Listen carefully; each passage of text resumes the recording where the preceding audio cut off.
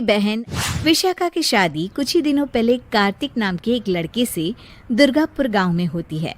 विशाखा अपने ससुराल में बहुत खुश होती है। एक बार विशाखा उदास बैठी होती है तो उसकी सास उसे आकर पूछती है, अरे बहू, तू इतनी शांत क्यों बैठी है? क्या हुआ बेटा? कुछ नहीं माँ जी, घर की याद आ रही थी।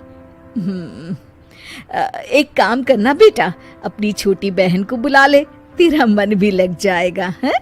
विशाखा ये सुनकर खुश हो जाती है और अपनी बहन शिखा को फोन करके बुला लेती है। शिखा विशाखा के ससुराल आ जाती है।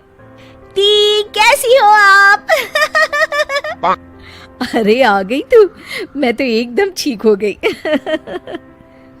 शिखा पूरे परिवार से मिलती है। नमस्ते जीजू, कैसे हो आप? अरे बढ़िया बढ़िया, तुम बताओ। अरे कुछ नहीं जीजू। अरे आपकी शर्ट पर कॉकरोच है? कहाँ है?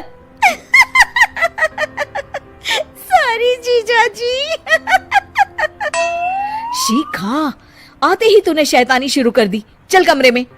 अगले दिन विशाखा रसोई में खाना बना रही होती है और तभी वहाँ शिखा आकर उसे पीछे से डरा देती है।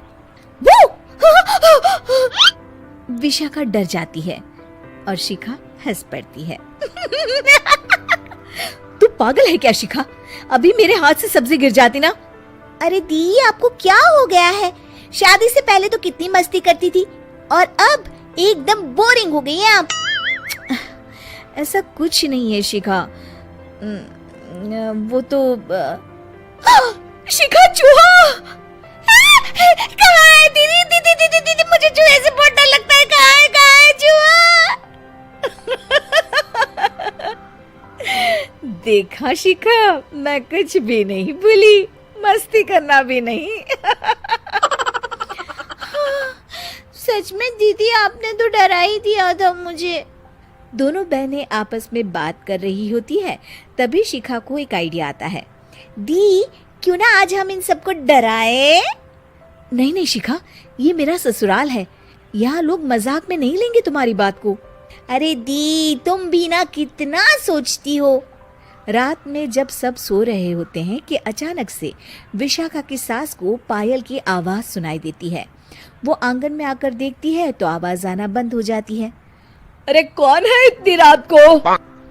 वो जैसे ही मुड़ती है तो देखती है कि सफेद साड़ी में एक औरत घूम रही है। वो डर जाती है और भागकर अपने कमरे में चली जाती है।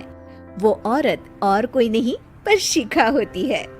सास को डरा हुआ देख शिखा जोर जोर से हंसने लगती है।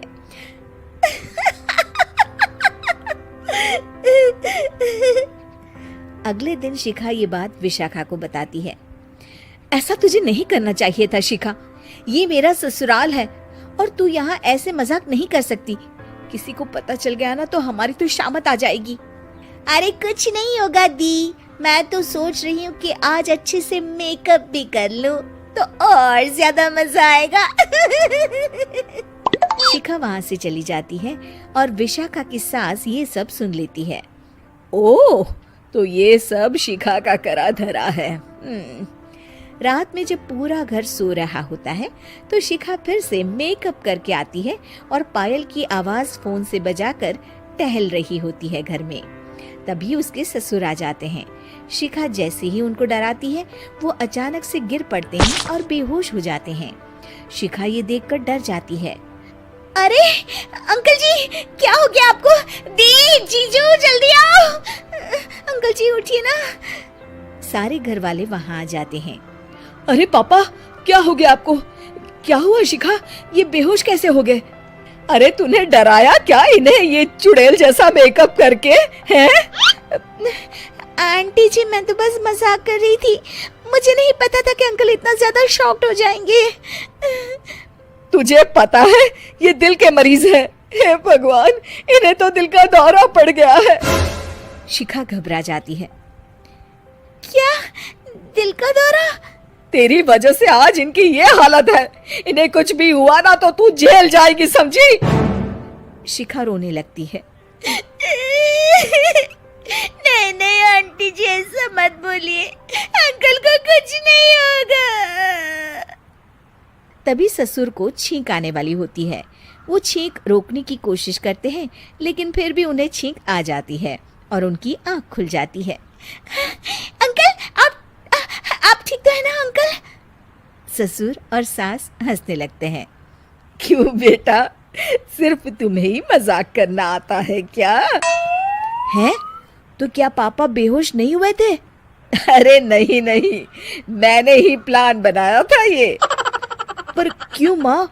क्योंकि विशाखा को लगता है कि ये उसका ससुराल है, उन्हें ऐसी मजाक वाली बातें पसंद नहीं आएगी। पर उन्हें ये नहीं पता कि अगर ये दोनों बहनें शेर हैं तो हम भी सवा शेर हैं। ये तो बिल्कुल सही कहा आपने आंटी जी।